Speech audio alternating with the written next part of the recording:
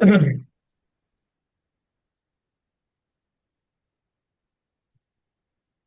जिनेन सभी को जय जिनेन।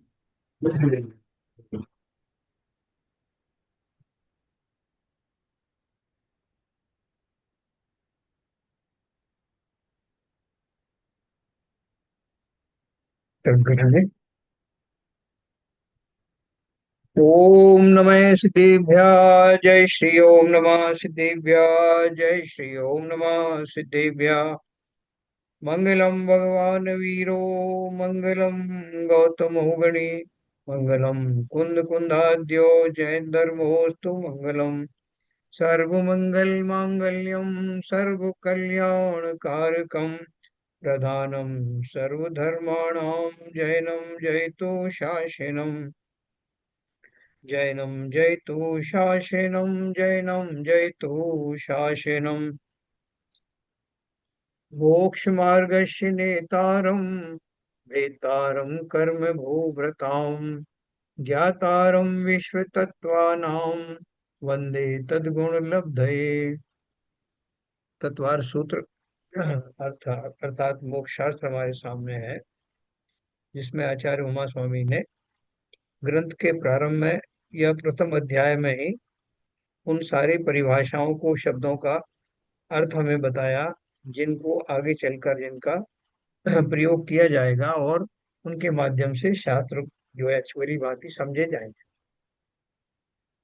इसी दौरान उन्होंने इसी अध्याय में जो नए निक्षेप प्रमाण आदि के बारे में बताया, साथ में सम्यक दर्शन की उत्पत्ति कैसे होती है, मिथ्या दर्शन कैसे जाता है, और सम्यक दर्शन की वास्तविक परिभाषा क्या है। सम्यक दर्शन की परिभाषा को उन्होंने तीन एंगल से बोला कि अगर हम श्रद्धा गुण के हिसाब से सम्यक दर्शन की परिभाषा करें तो उसमें क्या कहा जाएगा। सम्यक ज्ञान की को मुख्य रख करके फिर सम्यक दर्शन के बारे में कहते हैं, तो वो उसको किस तरह से कथन में लाया जाएगा, परिभाषा कैसी होगी। और तीसरा, अगर सम्यक चारित्र को मुख्य करके सम्यक श्रद्धा का कथन करेंगे तो वो कैसा होगा। देखो, ये सब जो हमें, जो नयों का हमने ज्ञान किया है, अपेक्षाएं की हैं, वो अपेक्षाओं के माध्यम से अपन बात को करते हैं। जैसे एक भांजा है, तो वो उसके अपेक्षा से एक व्यक्ति मामा है, वही व्यक्ति पत्नी की अपेक्षा से पति है, वही व्यक्ति पिता की अपेक्षा से पुत्र है, पुत्र की अपेक्षा से पिता है। इस तरह से वो सारी अपेक्षाएं लगाने पर वो क्या कहा जाएगा, ये उन्होंने तीनों एंगल से बताया। और तीनों एंगल से बताने में उन्होंने सबसे पहले एक लिखा है, विपरीत अभिनिवेश रहित। विपरीत अभिनिवेश का अर्थ है पूर्व मान्यताओं के अनुसार। यानी हम सब ने क्या कर रखा है कि अपनी मान्यताओं में कुछ न कुछ गलत धारणाएं बना रखी हैं। ये सबसे बड़ी मान्यता तो हमारी वही है कि जिस पर्याय में मैं जन्म लेता हूँ वो शरीर ही मेरा स्वरूप है, या वो शरीर ही मैं हूँ, या वो शरीर मेरा है।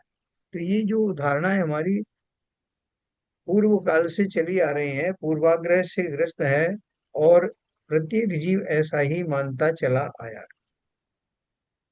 तो उन्होंने जो तीन एंगल से जो बात बताई है, मैं खाली उसमें आप उलझने की जरूरत नहीं है, उसको बिल्कुल शॉर्ट में अपन पढ़ेंगे, खाली पढ़ लेंगे। पढ़ने के बाद उसका जो कंक्लूजन आएगा वो अपन को समझना है। कंक्लूजन क्या आने वाला है कि सम्यक दर्शन, सम्यक ज्ञान, सम्यक चारित्र, तीनों की एकता ही वास्तव में मोक्ष मार्ग है। और सम्यक दर्शन, सम्यक ज्ञान, सम्यक चारित्र कोई अलग अलग नहीं है, यह एक ही जीव की तीनों एक साथ होने वाले जो भाव हैं, तो शुद्ध आत्मा के तो ये तीनों सदाकाल विद्यमान रहते हैं। लेकिन जब वो दीर्घ काल तक अशुद्ध रहने वाली पर्याय जब शुद्ध होती है, तब दर्शन और ज्ञान तो एक साथ होते हैं, युगपत होते हैं। श्रद्धा जो चारित्र गुण है, उसको डेवलप होने में थोड़ा समय लगता है। ये हमारी पर्याय जन्य जो विकार हैं उनकी बात है। लेकिन अगर आप स्वभाव की ओर से देखें तो समस्त जीव इन रत्नों से सदा विभूषित रहते हैं, उनमें कोई कमी कभी रहती नहीं। दर्शन ज्ञान चारित्र तीनों की एकता पूर्वक ही वो आत्मा का स्वभाव निर्मित होता है। ये फार्मूला अपन को याद रखना है। और अभी मैं जो पढ़ने जा रहा हूँ उसमें कंफ्यूज मत होना, उसमें इसी बात को रिपीट किया गया है, स्ट्रेस दी गई है।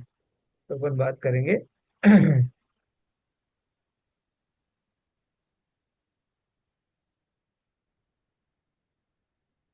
ये कल अपन ने पढ़ा था श्रद्धा गुण की मुख्यता से निश्चय सम्यक दर्शन की व्याख्या। श्रद्धा गुण की जिस अवस्था के प्रकट होने से अपने शुद्ध आत्मा का प्रतिभास हो, सो सम्यक दर्शन है।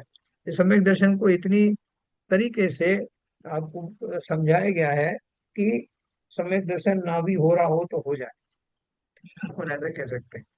तो श्रद्धा गुण की जिस अवस्था के प्रकट होने से अपने शुद्ध आत्मा का प्रतिभास हो, सो सम्यक दर्शन है। बहुत अच्छी परिभाषा है ना? कि हमारे सबके अंदर में बहुत सारे गुण होते हैं। हमारे अंदर ज्ञान गुण है, चेतना गुण है, सुख गुण है, वीर गुण है, और ये श्रद्धा गुण आदि भी है। तो श्रद्धा गुण की अब एक गुण की कई अवस्थाएं होती है ना, पर्याय होती है। जैसे शक्कर का एक गुण जो है मिठास होती है। कोई कोई शक्कर जो है बहुत फीकी होती है, कोई शक्कर मीठी होती है, तो उसकी वो पर्याय है। जब वैसे तो मीठापन उसका जो है वो गुण है ही, मुख्य गुण है, लेकिन उसमें भी कमी ज्यादा के हिसाब से उसकी पर्याय बोलते हैं कि इस बार की जो शक्कर आई है वो फीकी है। तो उसी तरह से श्रद्धा गुण एक गुण है। उस गुण की बहुत सारी अवस्थाएं होती रहती हैं। जैसे मिथ्या श्रद्धा होना, वो भी श्रद्धा गुण का ही एक भाग है। ये भ्रम पूर्ण श्रद्धा होना, वो भी श्रद्धा गुण की पर्याय है। या कुछ का कुछ बोलना, विपरीत बोलना, वो भी श्रद्धा गुण की पर्याय है। लेकिन हम कौन सी पर्याय को चाहते हैं? तो उन्होंने बोला श्रद्धा गुण की जिस अवस्था के, यानी जिस पर्याय के प्रकट होने से अपने शुद्ध आत्मा का दीदार हो जाए, वही सम्यक दर्शन है। बिल्कुल सिंपल बात है कि आपको मैं कैसे समझाऊं साहब। तो क्या समझाना चाहते हो? तो मैं ये समझाना चाहता हूँ कि ये सामने जो व्यक्ति बैठा है ये आपका मित्र है, शत्रु नहीं है।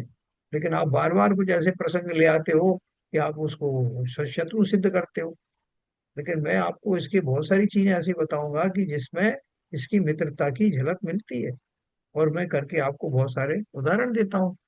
कालांतर में समझते समझते आपको विश्वास हो जाता है कि ये बात आपकी सही है, ये बिल्कुल जच गई मुझे, और ये वास्तव में मेरा मित्र ही है। तो वो जो पॉइंट है, जिस पॉइंट पर आपको सच्ची समझ आई, वही तो श्रद्धा गुण का सम्यक पर्याय है। आचार्य अनेक प्रकार से समझाते हैं।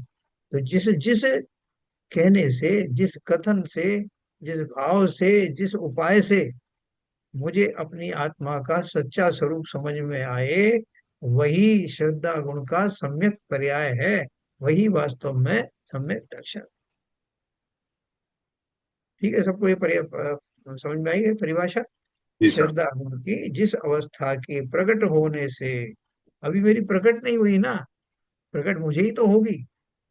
मैं अभी भ्रम में रहता हूँ। आपने, आचार्यों ने कुछ कहा, किसी आचार्य ने उनको, हाँ ठीक है साहब, बहुत बार आपने कहा, बिल्कुल सही है, सम्यक दर्शन जो है अपने को जानने का मतलब है। सम्यक दर्शन के द्वारा जीव अपने को जान, ये सारा जो रटा रटा है मैं भी कह देता हूँ। लेकिन जब मुझे वैसा ही भासने लगे जैसा मैं हूँ, और जैसा आचार्यों ने कहा सब एक जैसा मिलने लगे, तो वो निश्चय ही सम्यक दर्शन है। सर्वज्ञ भगवान की वाणी में जैसा पूर्ण आत्मा का स्वरूप कहा गया है, वैसा श्रद्धान करना, सो निश्चय सम्यक दर्शन है। दूसरी परिभाषा ये हो गई। पहली तो क्या होगी? मुझे जिससे स्वयं उसके दीदार हो जाए, वो अनुभवन में आ जाए, वो श्रद्धा गुण है। सम्यक श्रद्धा है या सम्यक दर्शन है। और दूसरा ये, जैसे मैंने उस दोनों को मिला के बोला था कि सर्वज्ञ भगवान ने जैसा आत्मा का स्वरूप कहा है, वैसा ही मुझे भी दिखाई देने लगे, तो उसे भी सम्यक दर्शन कहेंगे। बात एक ही है। निश्चय सम्यक दर्शन निमित्त को, अपूर्ण या विकारी पर्याय को, भंग भेद को या गुण भेद को स्वीकार नहीं करता, भेद रूप लक्ष्य में नहीं लेता, है ना? उसमें कोई इफेक्ट बट भी नहीं चलते कि साहब अगर ऐसा हो तो आत्मा ऐसा होगा, वैसा है तो ऐसा, वैसा कुछ नहीं, जैसा है वैसा है। बहुत से लोग ये मानते हैं कि मात्र एक सर्वव्यापक आत्मा है, और वह आत्मा कूटस्थ मात्र है। किंतु उनके कथानुसार चैतन्य मात्र आत्मा को मानना सम्यक दर्शन नहीं है। ये देखो हमारी सबकी मान्यताएं अलग अलग है ना, इसे प्री कंसीव्ड बोलते हैं, या बायसनेस बोलते हैं, प्रेजुडिसनेस कहते हैं। तो उसमें लोगों ने आत्मा की अलग अलग जो है वो मान्यताएं मान ली। कोई बोलता है वो तो रूह है, वो कोई बोलता है वो तो ईथर है, वो तो उड़ जाती है, पता नहीं क्या क्या। तो ऐसा ये लोगों ने बहुत सारा मान रखा है कि एक वो बड़ी आत्मा है कि जिसे हम ईश्वर कहते हैं, उससे हमारी आत्मा सब कनेक्टेड है, वहां से चार्ज होते हैं, ऐसे दुनिया भर की बात। तो ये दो पॉइंट ये हुए। तीसरा, स्वरूप का श्रद्धान को भी सम्यक दर्शन कहते हैं। ये अलग अलग शब्दों में जो कहा जाता है। आत्म श्रद्धान वो भी सम्यक दर्शन है। स्वरूप की यथार्थ प्रतीति या श्रद्धान वो भी सम्यक दर्शन कहलाता है। पर से भिन्न अपने आत्मा की श्रद्धा या रुचि, उसे भी सम्यक दर्शन कहते हैं। तो ये अलग अलग एंगल से कहते हैं, ये अलग अलग तरह का सम्यक दर्शन नहीं है। उसी बात को इतने इतने तरीके से कही जा सकती। यहाँ पर से भिन्न शब्द सूचित करता है कि सम्यक दर्शन को पर वस्तु, निमित्त, अशुद्ध पर्याय, अपूर्ण शुद्ध पर्याय या भंग भेद आदि कुछ भी स्वीकार नहीं है। सम्यक दर्शन का विषय तो पूर्ण ज्ञान घन त्रैकालिक आत्मा है ना। इसमें आप और कुछ मत लगाओ कि कोई सम्यक दर्शन बाहर से आने वाला है, कहीं बाहर रखा है, किसी ने आपको प्रदान कर दिया सम्यक दर्शन, जैसा हमें भी सम्यक दर्शन प्राप्त करना है, उसके लिए कहाँ जाना पड़ेगा, किसके हाथ पैर जोड़ने पड़ेंगे। तो बोले ये सारे चक्कर में मत पड़ो। ये पूर्ण पर्याय है, अपूर्ण भी नहीं है। जिस जीव को जिस समय अपने स्वरूप का आभास हो जाए, प्रतिभास हो जाए, विश्वास हो जाए, उसी क्षण से वो सम्यक दृष्टि है। इसमें और कुछ लाने की जरूरत नहीं। फिर सातवां पॉइंट दिया, विशुद्ध ज्ञान दर्शन स्वभाव रूप निज परमात्मा की रुचि सम्यक दर्शन है। कुछ लोग क्या बोलते हैं, आप तो शास्त्रों में देखोगे तब बहुत तरह से लोग बोलते हैं। क्या बताया, विशुद्ध ज्ञान दर्शन स्वभाव रूप निज परमात्मा की रुचि सम्यक दर्शन है। तो वो रुचि में कितना कितनी रुचि होगी, कितना परसेंटेज हो जाएगा कि मुझे लगेगा कि अब सम्यक दर्शन हो गया। अभी जैसे रुचि, हम रुचिवान तो हम सब भी है ना। इतनी रुचि नहीं होती तो हम ये रोज जो है 8 से 9 बैठ करके क्यों सुनते। तो उतनी रुचि तो हमारी है अवश्य, जो हमें खींच के यहाँ ले आई है। लेकिन वही रुचि बढ़ते बढ़ते जब इस लेवल तक आ जाती है कि मुझे उसके अतिरिक्त और कुछ सुहाता ही नहीं। अब मैं सीरियल देखता हूँ टीवी के तो मुझे आनंद नहीं आता। मैं न्यूज देखता हूँ तो मुझे वो मार काट के सिवा कुछ दिखाई देता नहीं, उसमें रस ही नहीं आता। और मैं ऊब करके हार करके फिर वही अपनी आध्यात्मिक चैनल लगा लेता हूँ, और मुझे उसमें सुकून मिलता। ये शुभ लक्षण है कि मेरी रुचि अब विषयांतर नहीं हो रही है, उन विषयों से हट करके स्वा की ओर आ रही है। वहां जो कोई जिनेन्द्र देव का कोई प्रवचन कर रहा है, कोई साधु है किसी प्रकार की जो है चर्याओं के बारे में बता रहा है, तो मुझे वो अच्छा लगने लगा। मैं उनमें बोर नहीं होता, बल्कि पहले जिनमें रुचि रखी थी उनमें बोर होने लगा। तो ये शुभ लक्षण है। इसलिए विशुद्ध ज्ञान को भी सम्यक दर्शन कहते हैं। विशुद्ध ज्ञान दर्शन स्वभाव रूप निज परमात्मा की रुचि, वो सम्यक दर्शन है। ठीक है ना। यहाँ निज शब्द है वह अनेक आत्मा है, उनसे अपनी भिन्नता बतलाता है। कि अब आत्माओं की रुचि की बात कही ना आपने, तो मैं अपने आत्मा पिताजी की आत्मा से बहुत प्यार करता हूँ, अपनी पत्नी की आत्मा से बहुत प्यार करता हूँ। क्योंकि आपने बोला आत्माएं अच्छी होती हैं, उन्हें उनकी आत्मा मुझे ज्यादा अच्छी लगती है। तो बोले आत्माएं सबकी एक जैसी हैं, और अपनी आत्मा में श्रद्धावंत रहो। निज आत्मा का अर्थ ये पर्सनल है, एकदम पर्सनल। और सब आत्माएं मेरे लिए पर हैं। फिर आठवां है, शुद्ध जीवास्ति काय की रुचि रूप निश्चय सम्यक तो। ना, ये भी एक कथन है समय दर्शन की परिभाषा में। शुद्ध जीवास्ति काय की रुचि रूप निश्चय सम्यक, ये शब्द भी कह सकते हैं। फिर देखो हमने दूसरा बताया, खाली आप सुनना, इसको एंजॉय करना, इसमें उलझने की बात नहीं। ज्ञान गुण की मुख्यता से निश्चय सम्यक दर्शन की व्याख्या। आपको लगेगा कि मोर और लेस वो बात वैसी ही है, तो ऐसा भी लगने दो, कोई दिक्कत नहीं। विपरीत अभिनिवेश रहित जीवादि तत्वार्थ श्रद्धान सम्यक दर्शन का लक्षण है। विपरीत अभिनिवेश का अर्थ क्या है? उल्टी मान्यता, खोटी मान्यता, या पहले से पूर्वाग्रह रूप से आत्मा का स्वरूप मानना कि भैया मैं तो ये मानता हूँ, तो क्या मानते हो? अब देखो, आप किसी कभी डिस्कस करोगे, सड़क पे चलते बात करोगे, यार वो आत्मा, ये धर्म के बारे में आपकी क्या राय है, तो बहुत सारे लोग आपको धर्म की परिभाषा, आपको ज्ञान देना शुरू करते हैं। कोई बोलेगा साहब मैं तो ये मानता हूँ कि धर्म वो है जो लोगों की भलाई के लिए हो। कोई बोलेगा मैं तो धर्म उसको मानता हूँ जो 2 वक्त की रोटी दे दे। कोई बोलता है कि मैं तो धर्म उसको मानता हूँ जो लोगों में लड़ाई झगड़ा ना कराए। ऐसी परिभाषाएं बहुत सारी, पान वाला भी आपको परिभाषा दे देगा भी। तो यहाँ इसका अर्थ क्या है कि हम सबके दिमाग में कुछ ना कुछ परिभाषाएं पहले से बस रही हैं। इसी को पूर्वाग्रह कहते हैं। और पूर्वाग्रह को यहाँ विपरीत अभिनिवेश कहा। तो जब समस्त पूर्वाग्रह निकल जाए और वो उसका जो है हमें आत्मा का जो जो परिचय हो, वही सम्यक दर्शन का लक्षण है ना। यह व्याख्या प्रमाण दृष्टि से है। उसमें अस्ति नास्ति दोनों पहलू बताए गए, है ना। कि अस्ति से मैं आत्मा हूँ, और नास्ति से मैं और कुछ नहीं हूँ। मैं कोई परद्रव्य नहीं हूँ। मैं और किसी तरह का और कुछ जीव नहीं हूं। मैं तो अपने स्वरूप का ज्ञाता दृष्टा, उसमें रमने वाला आत्मा हूँ। यही अस्थि का कथन है। उसके अतिरिक्त जितने हैं वो नास्ति के कथन। जीवादि का श्रद्धान सम्यक तो है, ये अपन को पता ही है। अर्थात जीवादि पदार्थों के यथार्थ श्रद्धान स्वरूप में आत्मा का परिणमन सम्यक तो है। क्या बताया? जीवादि पदार्थों के यथार्थ श्रद्धान रूप में आत्मा का परिणमन होना सम्यक है। क्यों? जीवों की जो भी जीवादि पदार्थ लिखा है, समस्त पदार्थों की बात है। ये जो अजीब भी है उसमें शामिल है, ये 9 पदार्थ है या 7 तत्व है, उन सब के बारे में यथार्थ श्रद्धान होना। यथार्थ श्रद्धान होना मतलब क्या? वो वस्तुएं तो वैसी ही हैं। अब मेरा श्रद्धान खोटा हो सकता है, वस्तुएं थोड़ी खोटी होती हैं। तो जिस समय वस्तुओं का सच्चा स्वरूप जैसी कि वो है, वैसा ही मेरे ज्ञान में आने लगे, उस अवस्था का नाम सम्यक दर्शन है। अब बोलोगे आपने अभी ज्ञान शब्द इस्तेमाल किया और श्रद्धान शब्द, दोनों को मिला दिया। मैंने क्या बोला? कि जिस समय मुझे जीवादि पदार्थों का जैसा स्वरूप है वैसा ज्ञान हो जाए, तो उस अवस्था का नाम सम्यक दर्शन है। तो ज्ञान और दर्शन क्यों मिला दिया? क्योंकि एक साथ ही होते हैं।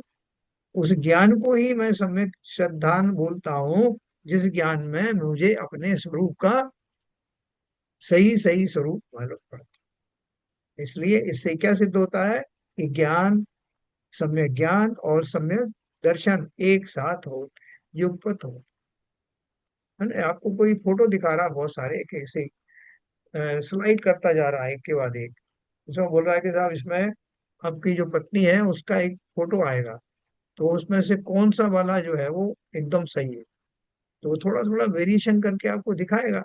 तो आप भ्रमित हो जाओगे, उसमें से कई बार आप गलत वाले को बोल दोगे, "हाँ, ये ऐसा मेरी पत्नी", और गलत। तो दूसरा दिखाते हैं, ऐसे दिखाते हैं, उन्होंने आपको सैकड़ों दिखाए, और हर बार आप गलत, उसके ऊपर आपकी उंगली चली जाती, तो वो आपको फेल कर देता। तो फिर ऐसा करते करते आपने विशेष ज्ञान का अभ्यास किया, विशेष उसमें तर्कों के साथ देखा कि देखो इसकी आंखें बिल्कुल ऐसी है, इसकी आंखों में उससे मिलती जुलती नहीं है, कि नाक में थोड़ा सा फर्क है। ऐसा करते करते आपको एक फोटो आया और आपने इस बार चूक नहीं की। आपने बिल्कुल वही सिलेक्ट किया जो हूबहू आपकी पत्नी का था। लेकिन इस बार आपने ये कैसे किया? आपने पूरे तर्कों के साथ में उसके स्वरूप का रुचि पूर्वक, तर्क पूर्वक उस स्वरूप को समझा, और तब आपने जो उंगली रखी तो वहां से जवाब आया करेक्ट। इस बार आपने सही बताया। ठीक उसी प्रकार से हमने क्या बोला है? जीवादि का श्रद्धान सम्यक है, अर्थात जीवादि पदार्थों का यथार्थ श्रद्धान स्वरूप में आत्मा का परिणमन सम्यक्त है। श्रद्धान स्वरूप में आत्मा का परिणमन जैसा यथार्थ श्रद्धान है, वैसा ही मुझे भाषित हो। यथार्थ स्वरूप में आत्मा का परिणमन, यानी मेरी स्थिति ऐसी हो जाए कि मैं उसी को पहचान पाऊं जो वो वास्तव में है। तो देखो इसमें इसमें क्या अर्थ भरा पड़ा है कि मैं उस सम्यक दर्शन को, उस आत्मा के स्वरूप को समझने के लिए मुझे थोड़ी मेहनत करनी पड़ी। जैसे मैंने आपको ये पत्नी के फोटो का एग्जाम्पल दिया, मैंने उसमें मेहनत की कि हर बार मेरा उत्तर गलत आ रहा है। कारण क्या है? कारण ये है कि मैं उसको बहुत विशेष रुचि पूर्वक नहीं देखता, कि मैं सोचता हूँ कि इतना तो मुझे मालूम है ही। अपनी पत्नी को निरंतर देखता रहता हूँ, मुझे मालूम है कैसा है। तो कभी भी कोई सपने में भी उठा के पूछेगा तो मैं सही जगह पे उंगली रख दूंगा। लेकिन मैं उस जगह पे चूक गया, क्योंकि बहुत सारी ऐसी मिलती जुलती थी फोटो जिसमें मैं कंफ्यूज हो रहा था। तो इस बार मैंने विशेष रुचि और विशेष तर्कों की मदद ली। ठीक उसी प्रकार से सम्यक दर्शन प्राप्ति की जो हमारी अभिलाषा है, उसको पूर्ण होने में देरी किस बात की है? थोड़ा सा ही प्रॉब्लम है कि मैं जितनी रुचि नहीं ले रहा हूं अभी, उससे अधिक एकदम रुचि लेकर के, एकाग्र होकर के अपने उपयोग को इधर लगा करके, बाकी सब चीजों को उपयोग लगाना कोई जरूरी नहीं, बेकार है। इसमें लगा करके अपने स्वरूप को समझने में पूर्ण ताकत लगा करके समझता हूं, तो समझ में आए बिना रहेगा क्या? क्योंकि मेरा ही विषय है वो, इसलिए मुझे समझ में ना आए ऐसा हो नहीं सकता। खाली मेरी रुचि की कमी, मेरी तार्किक शक्ति की कमी, इनके कारण से मैं उसमें पूर्ण रूप से ध्यान नहीं दे रहा था, अब दिया है। तो ये सम्यक दर्शन की परिभाषा उन्होंने बोला कि जैसा उसका स्वरूप है आत्मा का, उस स्वरूप का मेरे भावों का, मेरे ज्ञान का परिणमन वैसा ही हो जाए, जिस परिणमन में, जिस ज्ञान में सच्चा स्वरूप झलकता हो, ऐसा मेरा ज्ञान का परिणमन होना, आत्मा का रुचि आदि का परिणमन होना, वही सम्यक दर्शन होने का एकमात्र उपाय है। और वही उसकी पहचान है कि मुझे सम्यक दर्शन भाई होगा सर, ये मेरा। सम्यक दर्शन की जितनी इतनी डेफिनेशन है, आप इसका एक फोटो निकाल के ग्रुप में शेयर कर देंगे? हाँ हाँ, बिल्कुल बिल्कुल। वैसे ये आपके उसमें आएगा, ये रिकॉर्डिंग में है ना, रिकॉर्ड आप देखेंगे तो नहीं, उसमें सब। वैसे वैसे ही मुझे वैसे ही चाहिए, रिकॉर्डिंग में तो है, हाँ लेकिन फोटो एक। हाँ हाँ बिल्कुल। नहीं तो एक एक पुस्तक का आपको मैं भिजवा देता हूँ। नहीं, आप बस फोटो भेज दीजिए मुझे, इसका ग्रुप में शेयर कर दीजिए इतने पार्ट का। Okay okay. वैसे ओके। वीडियो में आता है। है। वीडियो में तो आता है ये। हाँ वीडियो में तो आएगा ये। तो वो अलग से उसको कहीं थोड़ा सा रखना चाहते हो, कोई बात नहीं। जैसे आपको, आप जब ये खोलेंगे ना स्क्रीन, तो ये फोटो आएगा, तो आप इसका सीधा स्क्रीनशॉट ले लीजिए। कर सकते हैं? तो कोई बात जरूर नहीं, मैं। भाई, एक फोटो फोटो लेके भिजवा दीजिए, ग्रुप में हाँ डाल। फोटो भी, बिल्कुल बिल्कुल। तो देखो, मेरे कहने से आपको कुछ ये सम्यक दर्शन की कुछ परिभाषा में थोड़ा सा समझ में आने जैसा लग रहा हाँ हाँ, समझ में आ रहा है, अच्छा लग रहा है, है? इसीलिए तो फोटो के लिए कहते हैं। फोटो भेज दूंगा, बिल्कुल भेज दूंगा। तो देखो, मैं ये फोटो आपका अंदर खिंच जाएगा थोड़े देर में। जीवादि का श्रद्धांश सम्यक तो है, ये अपन ने पढ़ लिया। अब देखो तीसरे नंबर का पॉइंट क्या दिया है। देखो सब घुमा फिरा के वही है।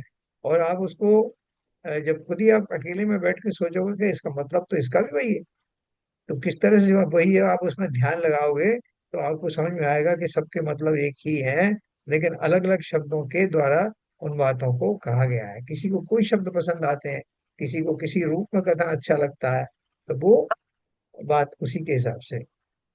भूतार्थ से जाने हुए पदार्थों से शुद्धात्मा के पृथक्त्व का सम्यक अवलोकन, है ना? क्या बताया, एक और डेफिनेशन बताई उन्होंने।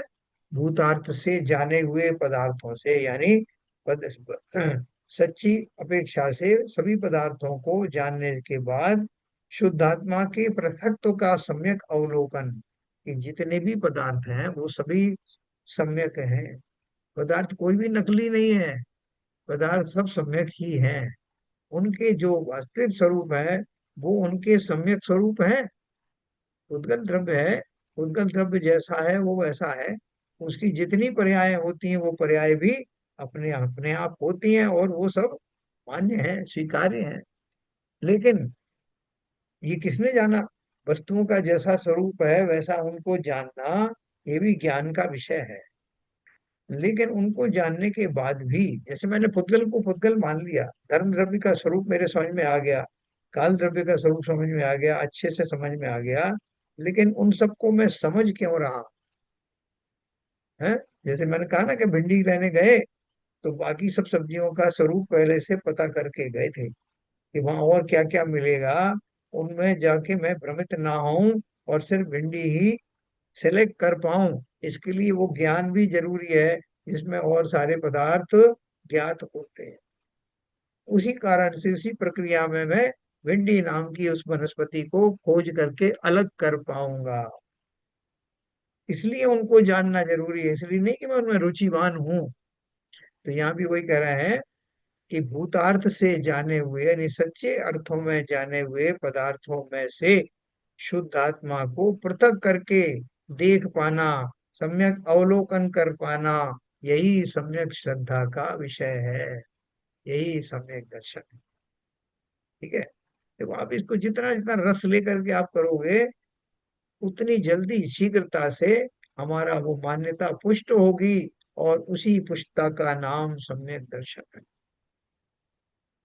हाँ? तो रेवती रानी का था ना वो किस्सा, हाँ, जिनको सम्यक दर्शन था, ऐसा अडिग सम्यक दर्शन था कि उनको उनके पति जो है वो विद्याधर थे। ऐसी कहानी आती, थोड़ा बहुत इधर उधर हो सकती है। तो वो विद्याधर थे, उन्होंने कहा कि तुम बोलती हो कि नंदीश्वर द्वीप पर जो है वो मनुष्य नहीं जा सकते।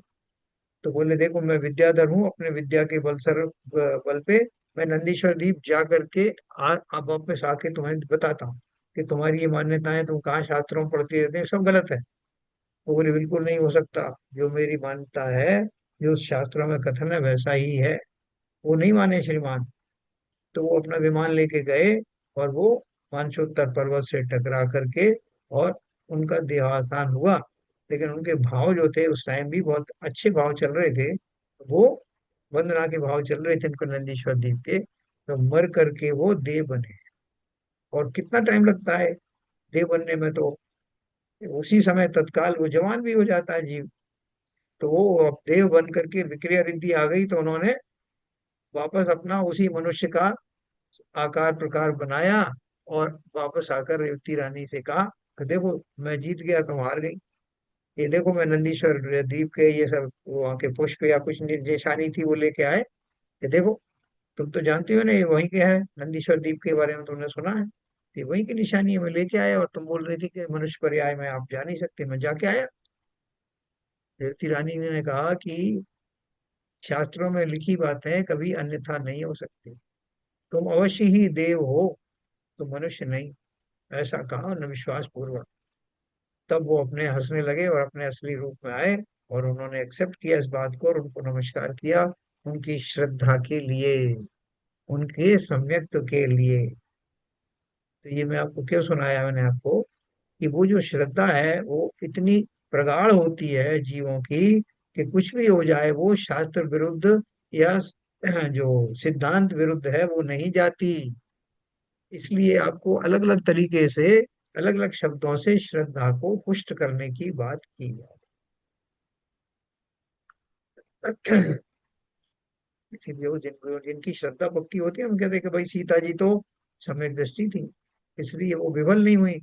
जब उनको रामचंद्र जी ने वनवास दिया तो उस टाइम भी वो, थोड़ा तो उनको दुख जरूर हुआ, लेकिन आज रामचंद्र जी के ऊपर उनको क्रोध नहीं आया।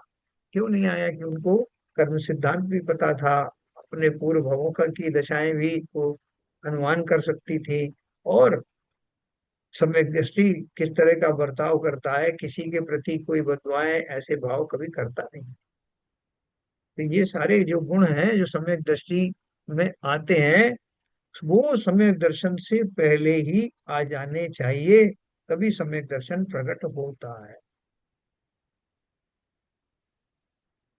पंचाध्यायी भाग दूसरे में ज्ञान की अपेक्षा से निश्चय सम्यक दर्शन की व्याख्या दी गई है। यह कथन पर्याय आर्थिक नय से है, वो निम्न प्रकार कहा गया है। देखो एक ग्रंथ है पंचाध्यायी, उसके उसके बारे में, उसके उसमें जो गाथा दी है, परिभाषा दी, वो कैसे दी। इसलिए शुद्ध तत्व कही उन नव तत्वों से विलक्षण अर्थांतर नहीं है, किंतु केवल नव तत्व संबंधी विकारों को छोड़कर नव तत्व ही शुद्ध है। क्या बोल रहे हैं देखो इसमें, इसलिए शुद्ध तत्व कही उन नौ तत्वों से विलक्षण अर्थांतर नहीं है। जब शुद्ध तत्व की बात कर रहे हैं तो बोलते हैं कि जो नौ तत्व है, नौ तत्व है कि सात तत्व है बताओ। सात तत्व नौ पदार्थ। सात तत्वों को पदार्थ अपन जनरली कहते हैं, कि कहीं कहीं ऐसा प्रयोग किया गया है कि उसको नौ तत्व भी कहा गया। तो यहाँ उन्होंने कहा कि वो नौ ही पदार्थ या तत्व वास्तव में शुद्ध हैं। कैसे शुद्ध हैं? कि अगर उनकी पर्यायों में से अशुद्धि निकाल दी जाए तो वो शुद्ध ही है। कि सोना है आपका, 18 कैरेट का सोना है, तो आप बोल रहे हैं कि भाई साहब ये सोना ले जाओ, बोले ये तो अशुद्ध है। बोले अशुद्ध क्या है इसमें? बोले उसमें ये तांबा मिला है, इसमें जिस्ता मिला है, ये मिला बोला। बोले आप ये मान के देखो कि ये इसमें अगर नहीं है तो। बोले नहीं है तो फिर तो यही शुद्ध है। तो कहने का अर्थ यह है कि उन विकारों से रहित देख कब देख पाना, उनको उन विकारों से को अलग करके पदार्थ को देखोगे तो सभी पदार्थ अपने स्वभाव में ही है, शुद्ध ही है। और वही हाल मेरी आत्मा का है, क्योंकि मैं भी उन नौ पदार्थों में से एक पदार्थ हूँ। इस जीव में अपन ने एक बार डिस्कस किया था ना, बड़े मजेदार डिस्कशन हुआ था कि विकार करने की शक्ति भी इस आत्मा में ही है। अगर अपन जीव द्रव्य की बात करें तो बोलते हैं कि जीव द्रव्य में स्वभाव में जाने की, लौटने की, स्वभाव को मेंटेन करने की शक्ति तो है, साथ में ही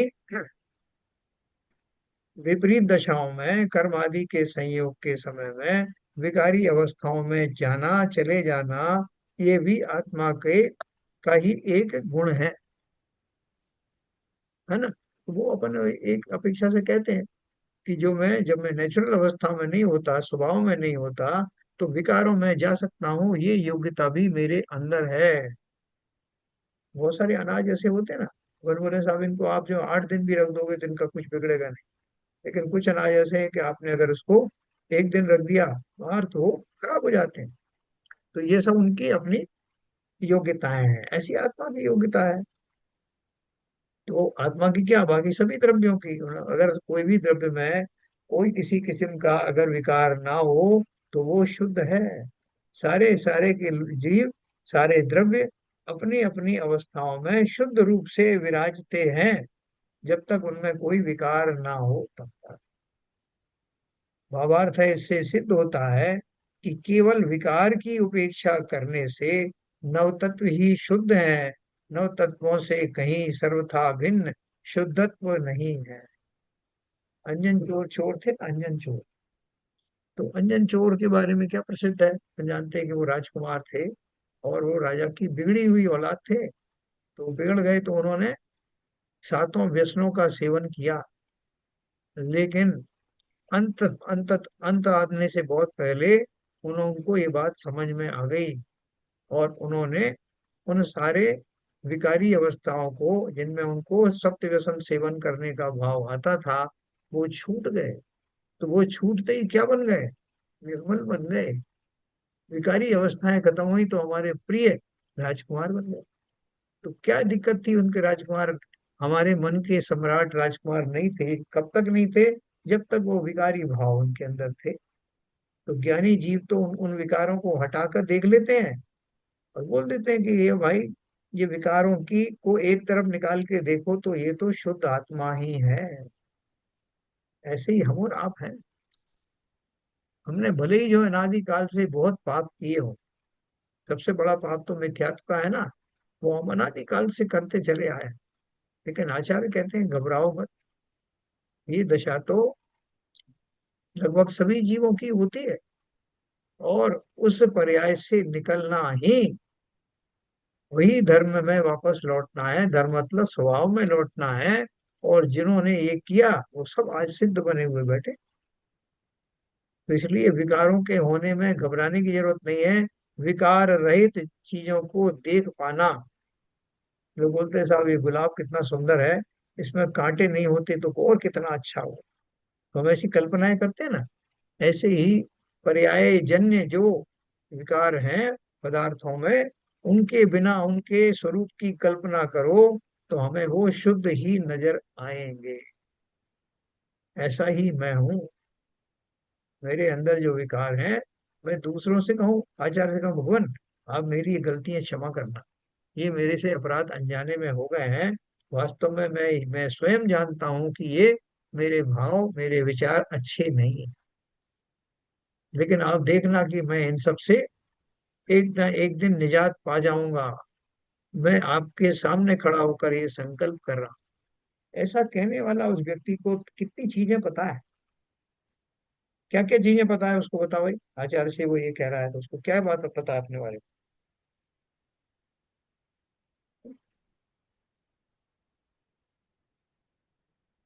उसको अपने सामर्थ्य के बारे में पता है, अपने वर्तमान विकारों के बारे में पता है, विकार अज्ञान के कारण आए ये पता है, और संकल्प इतना प्रबल है कि वो जानता है कि ये किसी भी कमजोर दशाओं के कारण भले ही आ गए हों, लेकिन अब मैं इनको निकाल फेंकूंगा। दृढ़ हो गया है ऐसा विश्वास जिसका वो सम्यक दर्शन की ही निशानी है। इससे सिद्ध होता है कि केवल विकार की उपेक्षा करने से मतलब उनको आप जो है गौण करके देखो कि साहब आप इसकी बात पे मत जाओ, इसमें एक कमी बस है कि ये जो है जल्दबाज बहुत है, बाकी इसमें बहुत सारी अच्छाई हैं। तो अपन उस गुण को, उस दुर्गुण को एक तरफ रख करके उसकी बाकी पर्सनैलिटियों का आकलन करते हैं ना, ऐसे ही मैं अपने आप के करूँ कि मेरे मेरे अंदर एक दुर्गुण है। क्या दुर्गुण है कि मैं अनादिकाल से इस मिथ्यात्व को ही सही समझता रहा। तो उसको हटा करके देखो ना, उसके हटा करके मुझे अपना स्वरूप समझ में आ जाए। नौ तत्वों से कहीं सर्वथा भिन्न शुद्धत्व नहीं है, ठीक है। फिर अगला एक और कहा उन्होंने, इसलिए सूत्र में तत्वार्थ की श्रद्धा करने को सम्यक दर्शन माना गया, और वे भी जीव अजीवादि रूप नौ है। नौ है ना, नौ पदार्थ या नौ तत्व जो है। तत्वार्थ की श्रद्धा करने को सम्यक दर्शन माना गया है। तो तत्वार्थ की श्रद्धा का अर्थ क्या है, खाली गिनती के माध्यम से नहीं, साहब सात तत्व और दो में पुण्य पाप मिला के नौ पदार्थ हैं, और वो पुण्य पाप ऐसे होते हैं वो होते हैं, ऐसा खाली उनकी गिनती या बाह्य कथन की बात नहीं है। श्रद्धान का अर्थ है उनका जो स्वरूप है वैसा ही मुझे प्रतीत होने लगे। जैसे अपन ने बताया था कि एक पागल है, उस पागल को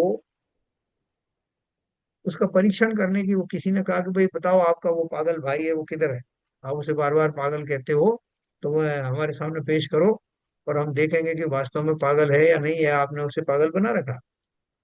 तो उससे हमने बातचीत करना शुरू की। तो उसने क्या किया कि पहली बार में ही उसकी पत्नी को सामने लाया। तो उससे पूछा कि ये कौन है, उसने कहा मेरी पत्नी है। फिर उसके भाई को लाया सामने, बोले ये कौन है, बोले मेरा भाई। फिर इन्होंने उसको डांट लगा दी, बोले तो इसको पागल कहते हो, हाँ ये तो सही सही तो बताया। तो महाराज अभी आप आगे देखो, ये भी पागलपन में इसने ये बात कही है, और दूसरी बार पूछोगे तो ये नहीं कहेगा। तो उन्होंने परीक्षण किया, फिर आगे के और रिश्ते पूछे, वो सब उल्टे पुल्टे बताए। फिर पलट करके फिर वही पत्नी पर आए कि "अब ये कौन है", बोले ये तो मेरी माँ है। अरे बोले ये तो वास्तव में पागल है। तो पागलपन के उस दौर में कई बार हमें ऐसा लगता है कि हमने सही बात कही है, सही बोल रहे हैं, तो हम पागल नहीं है। लेकिन यहाँ उन्होंने क्या कहा, जो सातों तत्व हैं उन सातों तत्वों के बारे में जैसे वो है वैसे स्वरूप का भान होना, रटा रटाया नहीं, वैसा ही मैं उनको मानूं और हमेशा मानूं, स्थिरता के साथ मानूं। तो ऐसी मेरी सुधरी हुई मान्यता को, जिसमें नौ तत्वों का सच्चा स्वरूप आता है, ऐसी उस सुधरी हुई मान्यता को ही सम्यक दर्शन कहते हैं। और उसमें आप मुझे चकमा नहीं दे सकते कि बदल बदल के लाए फिर मैं कुछ कहूंगा, नहीं, क्योंकि मेरी श्रद्धा परमानेंटली सम्यक हो गई है, और मेरी स्थिरता रूप उस स्वरूप की मान्यता ही सम्यक दर्शन है। स्थिरता निज में प्रभु पाऊं जो अंतर का कालुष धोती है। कौन सी स्थिरता की बात कर रहे हैं, कि मैं बहुत चंचल हूँ, जैसे उस पागल की तरह मैंने आपको बताया, मैं कभी कुछ कहता हूँ, कभी कुछ कहता हूँ, कभी इसको अच्छा समझता हूँ, कभी उसको समझता हूँ। स्थिरता की कमी। मैं कितनी सारी पूजन में स्थिरता के ऊपर बात की गई। फिर देखिए अगला है विकार की उपेक्षा करने पर शुद्धत्व नौ तत्वों से अभिन्न है, इसलिए सूत्रकार ने तत्वार सूत्र में नौ तत्वों के यथार्थ श्रद्धान को सम्यक दर्शन कहा। आपको इस बात की व्याख्या की जा रही है कि सात तत्व ये नौ पदार्थों की श्रद्धा को सम्यक दर्शन कहने का कारण क्या है। तो कारण क्या मिला अपन को कि वो जो सातों तत्व हैं संसार में, उन तत्वों के अतिरिक्त और कुछ नहीं है, है ना। जीव है या अजीव है, या उनकी मिली जुली पर्याय हैं, सर या यहाँ उनकी। एक प्रश्न है। हाँ, बोलिए। ये सातों तत्व तो जो बताए हैं वो आपके आश्रम भी है, बंध भी है, हाँ, कंबर भी है, बिल्कुल। तो ये उनकी विकारी रहित अवस्था कौन सी हो? हाँ, बिल्कुल सही कहा। क्या प्रश्न पूछा आपने, एक बार फिर से बताइए। मैंने प्रश्न पूछा, ये सातों तत्व या नौ तत्व जो बताए हैं उसमें जीव, उद्गल, और उसमें क्या कहते हैं फिर आपका जो आ गया जीव, जीव आश्रम, अजीव आश्रव जीव, बंध धर्म संभव। धर्म धर्म। आश्रव, बंध, संबर, ये तीनों क्या कहते हैं, विकारी रहित किस कौन सी अवस्था है इनकी? हाँ, मतलब इनकी शुद्ध शुद्ध अवस्था क्या है और विकारी अवस्था क्या है, हाँ, इनका प्रश्न है। जैसे जीव है, अपन जीव से शुरू करते हैं। कि जीव का तो क्लियर हो गया, जीव का क्लियर हो गया। अजीब का। जीव का भी क्लियर है, मगर अजीब का क्या है? अजीब का अजीब का। अजीब हाँ। का जो अजीब का जो शुद्ध अवस्था है उसकी, जो शुद्ध अवस्था जैसे पुद्गल शरीर है हम्म। उसकी शुद्ध अवस्था है, जो भी उसके जो चारों परमाणु। गुण हैं वो विद्यमान है, इंटैक्ट है, उसमें और कोई विकार नहीं है, तो वो शुद्ध अवस्था मानी जा सकती ये है। देखो, मगर आश्रम जो आएगा, हाँ, जो मैं सबका बताता हूँ, सबको बताता हाँ, हूँ। तो अभी अजीब से शुरू करते हैं। जीव का तो आपको पता ही है। अजीब में अजीब कितने पदार्थ जो है अजीब है। अजीब में कितने पदार्थ अजीब है, जीव के अतिरिक्त सारे अजीब है। जीव के साथ है ना। तो अभी जैसे वो पुद्गल की बात करूं मैं, तो पुद्गल द्रव्य में कौन सी पर्याय उसकी जो है वो शुद्ध नहीं है। पुद्गल द्रव्य की प्रश्न क्या है। पुद्गल द्रव्य है, द्रव्य एक है, उस पुद्गल द्रव्य की कौन सी पर्याय अशुद्ध है। उसका वो जो कौन सी पर्याय शुद्ध है। जो जो शुद्ध पर्याय, तो उसका जो एक परमाणु। परमाणु, एक परमाणु है वो शुद्ध अवस्था है उसकी। वो शुद्ध अवस्था है। उसके अतिरिक्त जितने स्कंद रूप है, वो सारी पर्यायें अशुद्ध हैं। ठीक है ना। तो वो उसकी सही पुद्गल पुद्गल द्रव्य की सही पर्याय नहीं। अब तीसरे नंबर पे आ जाओ। जीव पुद्गल जीव अधीव धर्म आश्रव बंध संवर निर्जरा और मोक्ष, है ना। आश्रव किसे बोलते हैं। आश्रव में दो चीजों का कॉम्बिनेशन है। कौन कौन सा। जीव के भाव, जीव के भाव और पुद्गल का, यानी जीव के भावों का निमित्त पा करके कर्मों में, परमाणुओं में जो चार्ज होता है, वो चार्ज क्या बनता है, आश्रव का कारण बनता है। वो उसकी वजह से आकृष्ट होता है उस तरफ। तो इसमें इसमें विकारी भाव क्या हुआ। इसमें विकारी भाव जो है, उन दशाओं से भिन्न कोई दूसरी दशा का मानना। ये जो सिंपल मैकेनिज्म है कि जीव के भावों का में जब जब बदलाव होता है, तो उस बदलाव के अनुसार ही उन पुद्गल कर द्रव्यों में वैसा परिणमन होता है। एक दूसरे से जो निमित्त नैमित्तिक संबंध होता है, उसको वैसा ना मानना, है ना। उसको मानना मतलब क्या हुआ, वो आश्रव द्रव्य हुआ। लेकिन अगर आप उसको वैसा का वैसा ना माने, जैसा कि होता है, जो मैकेनिज्म होता है, उस मैकेनिज्म में पूरी तरह से आप उसको चूक जाएं, उसको वैसा का वैसा ना माने तो ये उसमें विकार है। एक तो ये विकार हुआ। दूसरे, ये जो विकार हुआ उन विकारों के कारण ये विकार हुआ, वरना तो दोनों द्रव्य अलग अलग थे। कौन से दोनों द्रव्य? आश्रम में इन्वॉल्व होने वाले दो द्रव्य थे, जीव था और उद्गल था। उनमें दोनों में ये आश्रम का भाव या एक दूसरे की तरफ आने का भाव हुआ ही इसलिए क्योंकि वो दोनों द्रव्य इंडिविजुअली विकारी भावों को प्राप्त हुए। जो जो मुझे समझ में आया उसका अर्थ मैं आपको बता रहा हूँ, और वो भी अपन देखेंगे उसको कि उन दोनों जो उसके कंस्टिट्यूएंट हैं, जीव और पुद्गल दोनों हैं, अगर दोनों में वो विकारी भाव नहीं होते, जीव के भाव विकारी नहीं होते और पुद्गल में उस तरह के भाव उसके कारण आकर्षण का केंद्र नहीं बनता, तो ये तत्व जो है, ये द्रव्य की स्थिति बनती ही नहीं।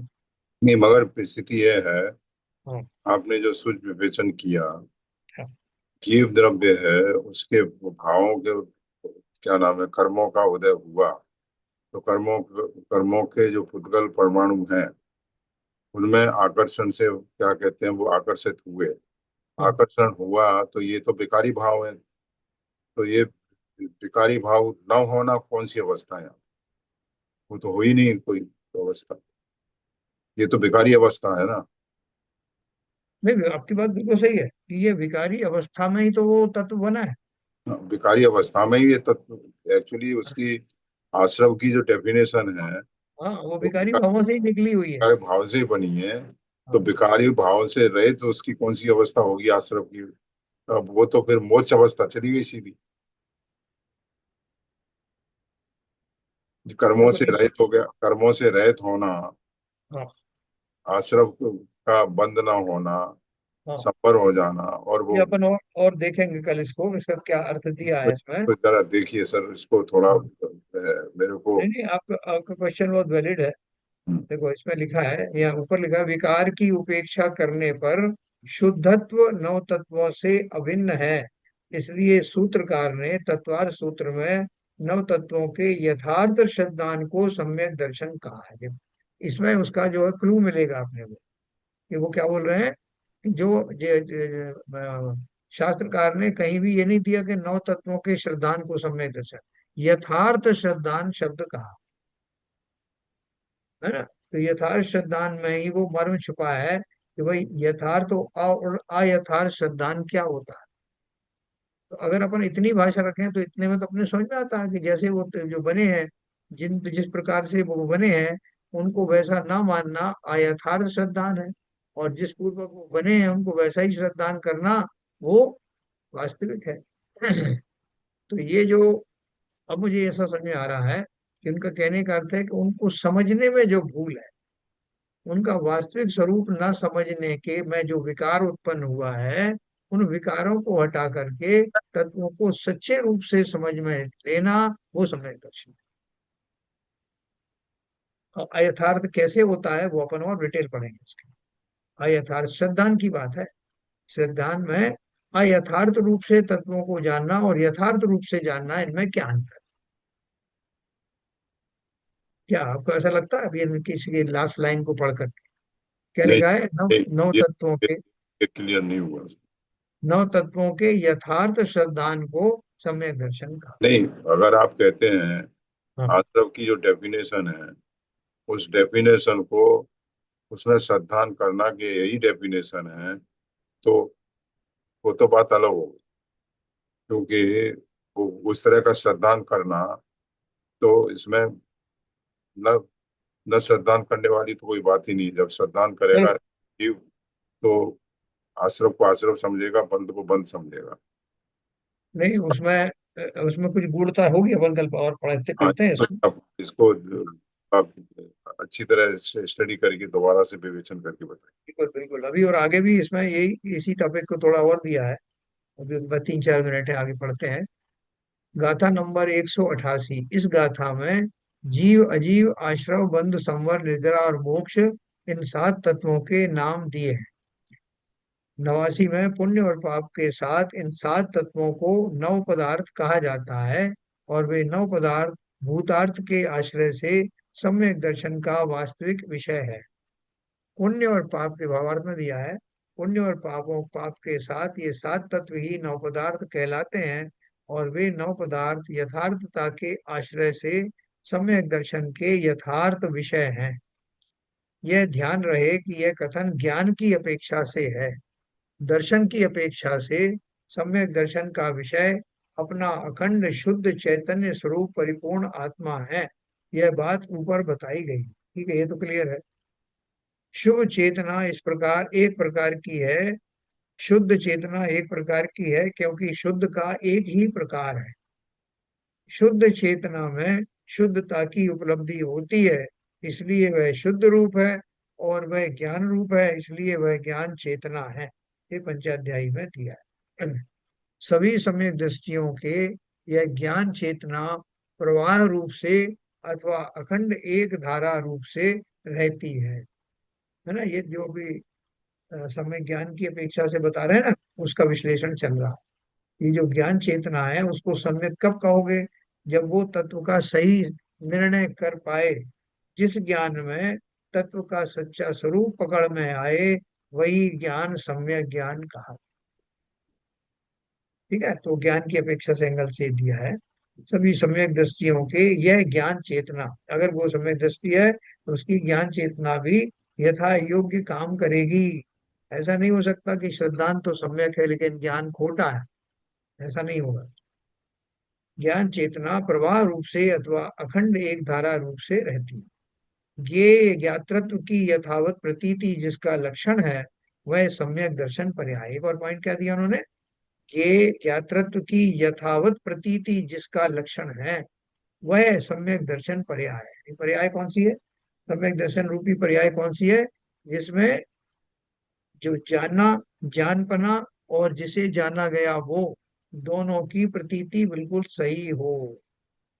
जानने वाला कौन है, जिसे जाना गया वो कौन है, और उस जानने का जो प्रक्रिया है वो कैसी है, इन तीनों बातों को अच्छी तरह से जानना समझ में आ जाए, तो उस अवस्था का नाम सम्यक दर्शन। क्यों क्यों ऐसा कहा? क्योंकि जिस समय जीव को सम्यक श्रद्धान होता है तो उसमें ज्ञान पूर्वक ही होता है। ज्ञान चेतना ही ये निर्णय करती है कि मेरा स्वरूप क्या है।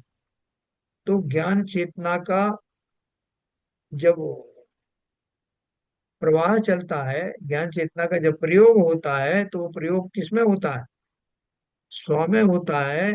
और पर में इसलिए होता है कि पर से अलग अपने अस्तित्व को स्वीकार करने का जो जो प्रक्रिया है, वो ज्ञान पूर्वक ही होती है। ऐसे ज्ञान की प्रक्रिया जिनमें प्रारंभ हो गई है, या जिस प्रक्रिया पूर्वक जिन्होंने अपने स्वरूप को जाना है, उस प्रिय प्रक्रिया वाले स्वरूप को ही सम्यक दर्शन का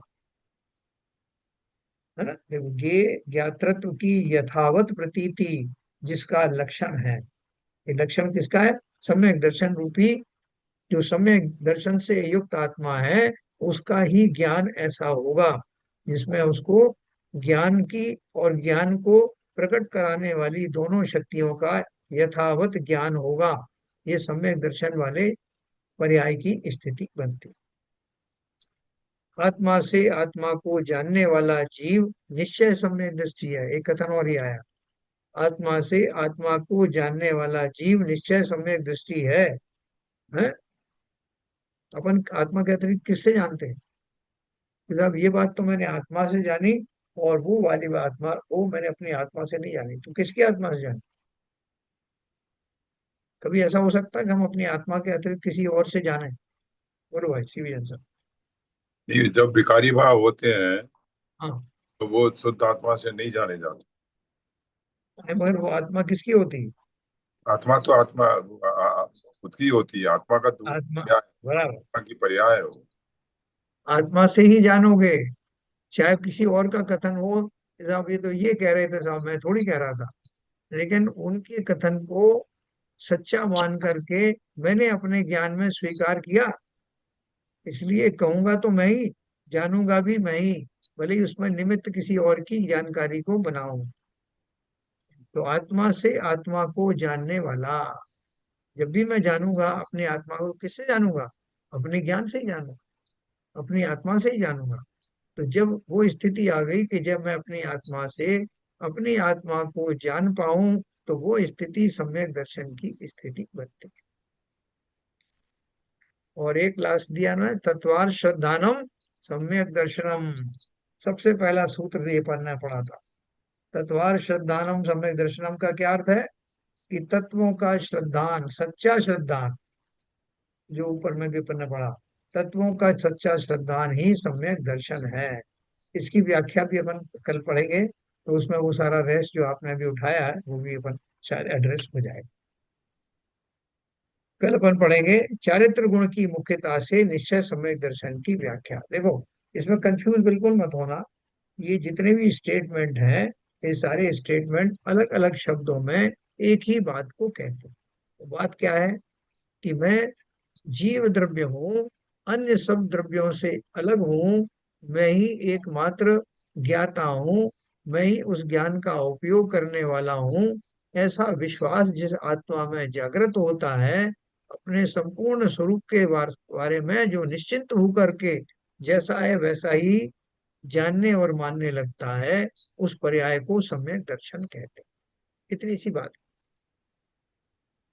कल हम चारित्र के साइड पे पढ़ेंगे। उनका कहने का अर्थ यह है कि इनमें से कुछ तो ऐसा होगा जो हमारे स्मरण शक्ति में बस जाएगा, जो हमको सच्चा प्रतीत हो, जो आपको पसंद आए इनमें से। वो साथ सबकी बात एक ही है। क्या हरभजन साहब, कोई ना बिल्कुल सही। कुछ तो पल्ले पड़े। नहीं तो मैं ही जान स्वरूप हूँ, मैं ही अपने आप को जानता हूँ। Yes, yes. जब मैं कुछ नहीं जानता तब भी मैं ये जानता ज्ञान हूँ ही। कि मैं कुछ नहीं, है ना? तो अपन इसके बारे में और पढ़ेंगे। ये थोड़ा सा बेसिक चैप्टर है। इसके बारे में अगर हमारा श्रद्धांत पक्का हो गया, तो सम्यक दर्शन के द्वार खुलने में ज्यादा विलंब नहीं होगा। कल अपन बात करेंगे। मैं इसमें खास चीज जो बताई है, मैं जी। ही वो ज्ञान पिंड हूँ जो जानता हूँ अपने आप को। यस, तो बिल्कुल। इसमें एक चीज और थी सर। जी। कई बार इसमें रेफरेंस आया है, एक ग्रंथ है पंचाध्यायी। हाँ, हाँ, हमने हाँ, कभी यार दर्शन नहीं किए हैं, तो हमें हाँ, अंदाज नहीं आता है उसके अंदर क्या नहीं है। लेकिन हाँ, उसका रेफरेंस बार बार आता है इसमें। हाँ, हाँ, हाँ। मैंने देखें कैसा है ग्रंथ, कम से कम मैं उसका सरसरी नजर से कई बार पंचाध्यायी को लोग कंट्रोवर्शियल मानते कंट्रोवर्शियल तो बहुत सारे हैं सर। हैं। वैसे इसमें और भी ग्रंथों का है, पुरुषार्थ सिद्धोपाय का रेफरेंस दिया है, समय सार का दिया है, और भी प्रवचन मोक्ष सार, मार्ग प्रकाशक। हाँ, प्रवचन सार का है सार का है, मोक्ष मार्ग प्रकाशक का है। और सर्वाध सिद्धि उपाय का है। नहीं, मैंने तो इसलिए कहा था कि बाकी सब ग्रंथों को इधर उधर कहीं ना कहीं देखा है, उसका सॉफ्ट कॉपी हार्ड कॉपी जिस तरह से है उसका जिक्र भी आया है, थोड़ा बहुत हाँ, हमने हाँ। उसमें मैं पता डिस्कस। करूंगा उसका, हाँ मैं पता करूंगा उसके ग्रंथ का। आरपी जैसा आप गूगल पे सर्च करो, आपको दर्शन हो जाएंगे। हाँ, हाँ, हाँ, हाँ, हाँ, गूगल पे मिल जाएगा। यस। चलिए साहब, सब जय जनक सबको। जिनवाणी स्तुति करेंगे संजय प्रकाश।